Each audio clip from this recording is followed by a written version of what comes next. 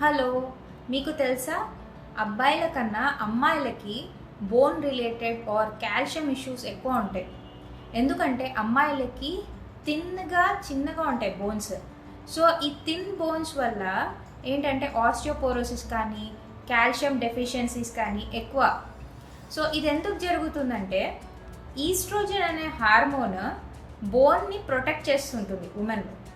But మెనోపాజ్కి వెళ్ళే స్టేజ్లో అంటే మెల్లమెల్లగా ఈస్ట్రోజన్ లెవెల్ తగ్గుతూ ఉన్న కొద్దీ ఏమవుతుందంటే బోన్ హెల్త్ కూడా స్పాయిల్ అవుతూ ఉంటుంది. ఎందుకంటే ఈస్ట్రోజన్ తగ్గుతున్న కొద్దీ ఆస్టియోపోరోసిస్ వస్తుంది, అంటే కాల్షియం తగ్గిపోవడం బాడీలో.